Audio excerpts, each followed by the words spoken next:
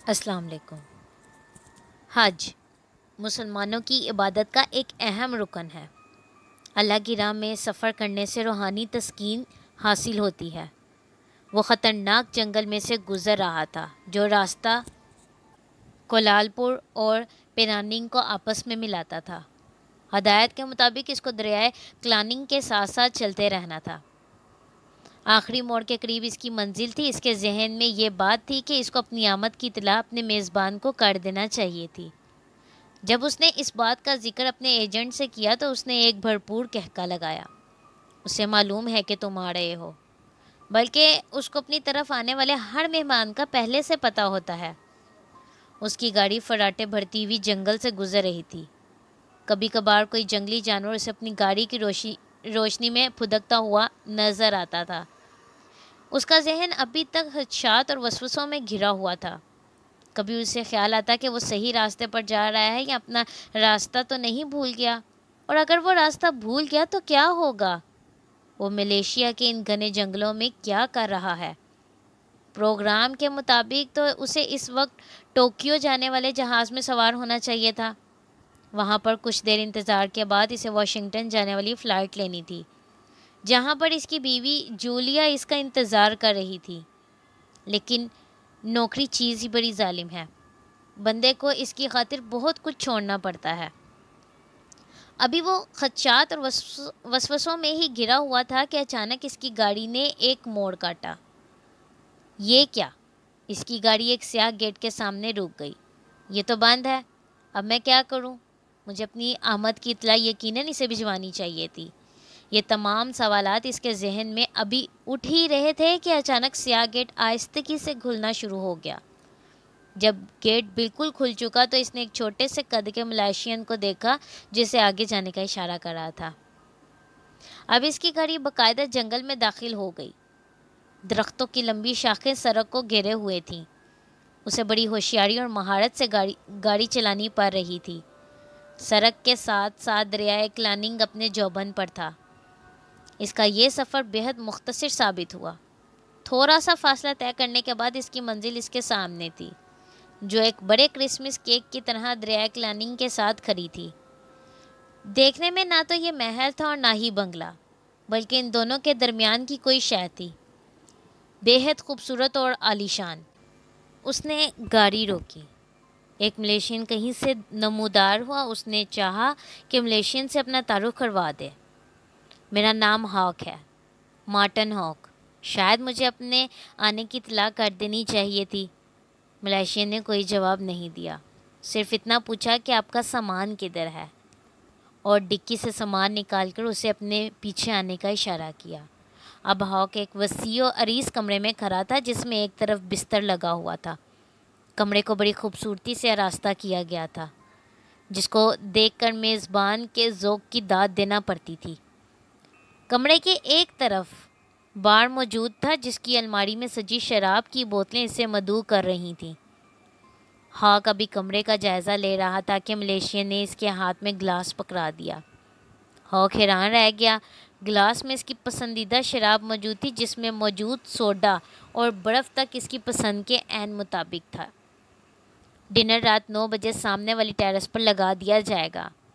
Malaysian نے جاتے جاتے ہاک کو مطلع کیا۔ میں آپ کا سوٹ استری کرنے کے لیے لے جا رہا ہوں۔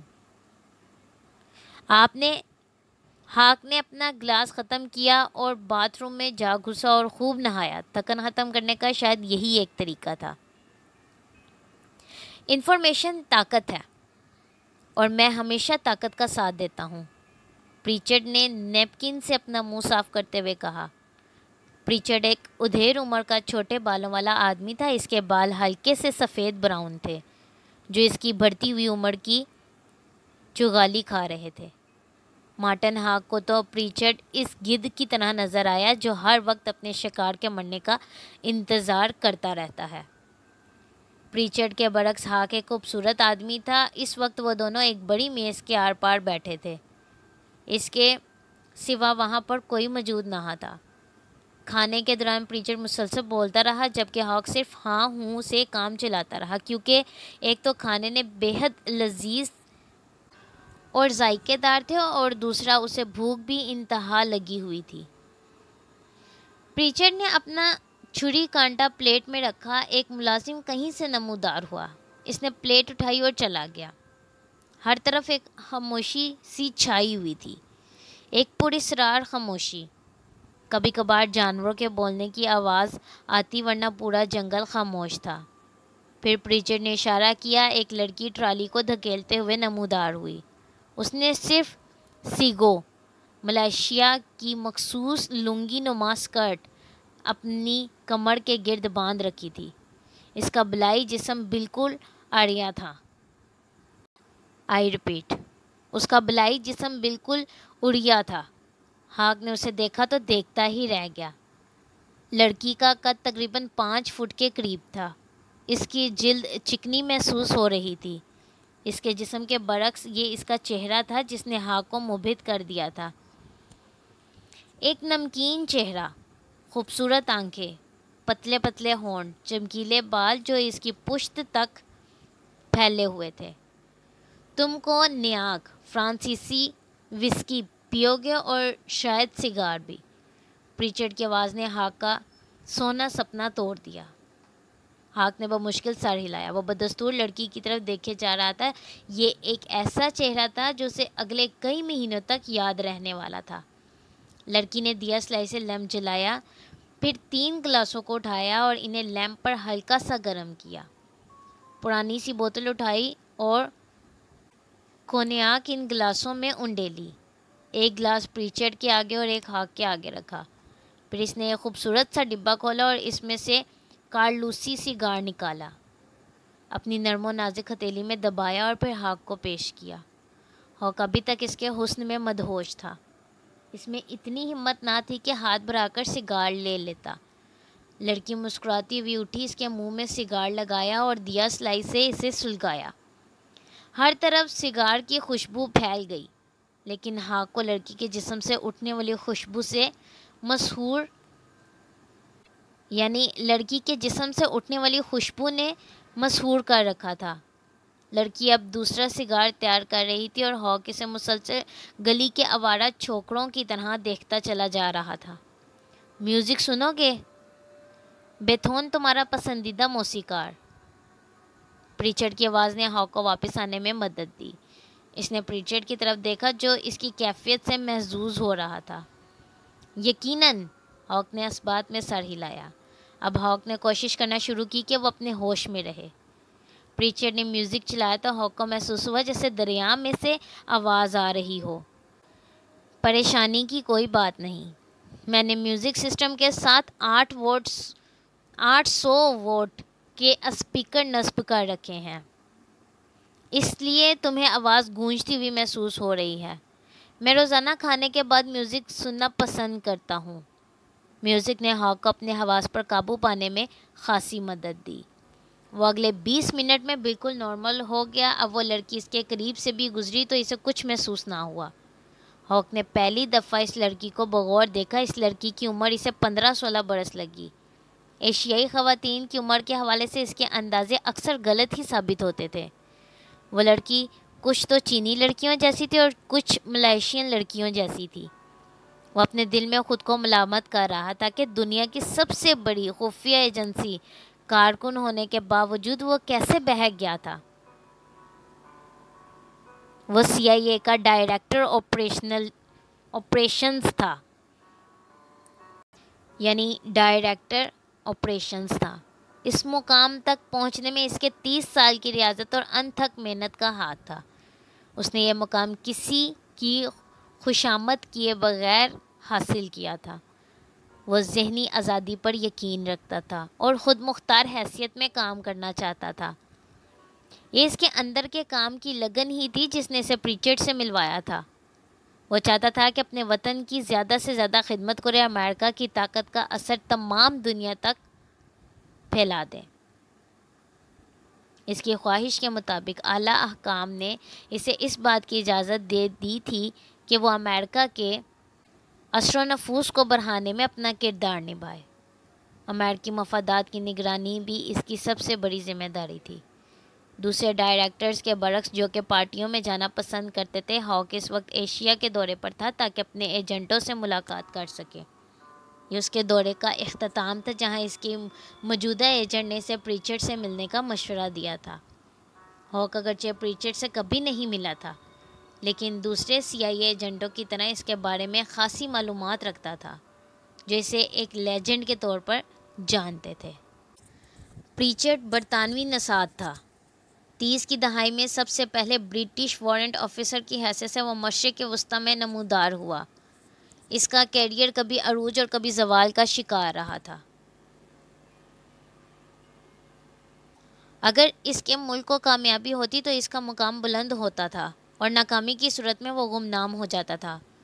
دوسری جنگ عظیم کے دوران وہ غائب ہو گیا، پھر اس کے بارے میں سنا گیا کہ اسے قاہرہ میں دیکھا گیا ہے۔ وہاں وہ ایک عرب عورت کی زلفوں کا اسیر ہو گیا اور اس سے شادی کر لی، جس سے اس کا ایک بیٹا بھی تھا۔ پھر وہ وہاں سے بھی کہیں نکل گیا اور اس کے بارے میں کسی کو معلوم نہ رہا کہ وہ کہاں ہے۔ بعد میں ترکی کی حکومت کو ملک میں موجود جرمنی کے جاسوسوں کی جو لسٹ پیش کی گئی، اس میں اس کا نام بھی شامل تھا۔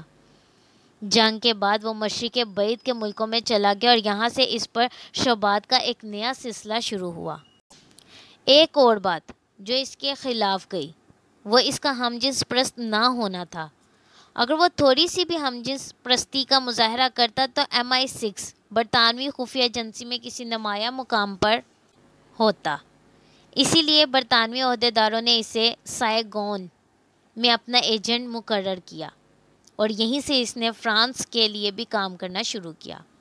بعد میں وہ ڈچ ایسٹ انڈینز میں آباد ہو گیا۔ بعد میں وہ ڈچ ایسٹ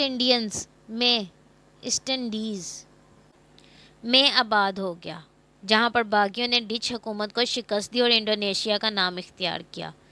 اس پر یہ بھی شبہ کیا گیا کہ وہ ڈچ حکومت کا ایجنٹ تھا، لیکن اس بات کی نفی دو باتوں سے ہوتی تھی۔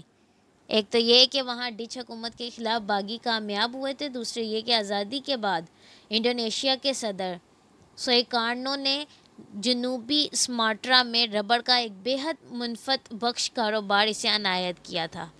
ان تمام باتوں کے باوجود برطانوی اعلیٰ حکام اسے اپنا آدمی سمجھتے تھے، کیونکہ وہ سب کچھ جانتا تھا جو دوسروں کو پتہ نہ تھا۔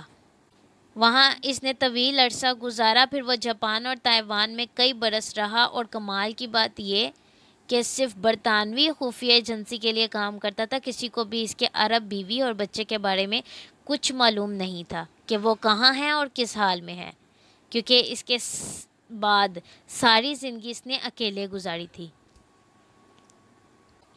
پریچرڈ جب تائیوان میں تھا تو اس وقت CIA کو شبہ ہوا کہ وہ KGB کے لیے کام کر رہا ہے۔ ان دنوں CIA چین اپنا دباؤ بڑھانے کے لیے تائیوان میں کام کر رہی تھی۔ برطانوی حکومت کو اس کی اطلاع بھی کی گئی۔ برطانوی اعلیٰ حکام نے لانگے کا دورہ کیا اور اس کے بارے میں پرائیویٹ رپورٹ تیار کی۔ اس رپورٹ کو ہاک نے پڑھ رکھا تھا۔ اس رپورٹ کے مطابق پریچرڈ جرمنی، فرانس، جاپان، روس اور دوسری کئی حکومتوں کے لیے ڈبل ایجنٹ کا کردار ادا کرتا رہا ہے۔ بعض اوقات اس نے حکومت کی مخالف تنظیموں کے لیے بھی کام کیا تھا۔ ہاک کو حیرانگی تھی کہ ان تمام باتوں کے باوجود اسے برطانوی خفیہ ایجنسی سے فارغ کیوں نہیں کیا گیا، اور اس کا اظہار جب کسی نے برطانوی عہدیداروں سے کیا تو انہوں نے مسکراتے ہوئے جواب دیا، بھائی ہمارے لیے تو اس نے جب بھی کام کیا ہے اور کوئی رپورٹ تیار کی ہے وہ ہمیشہ سچ نکلی ہے، تو پھر ہم اسے کیسے فارغ کر دیں۔ مختصراً یہ کہ پریچرڈ اپنی نوعیت کی اس کرۂ ارض پر واحد مخلوق تھی جو حکومتوں کے جوڑ توڑ میں خفیہ ایجنسیوں کی مدد کرنے میں ایک اہم کردار ادا کر رہا تھا۔ ہاک کی زندگی کا راز ابھی کھلنا باقی ہے۔ وہاں جنگلوں میں اور کیا کچھ ہوا جاننے کے لیے اس چینل کو لائک اور سبسکرائب کرنا مت بھولیں۔ شکریہ۔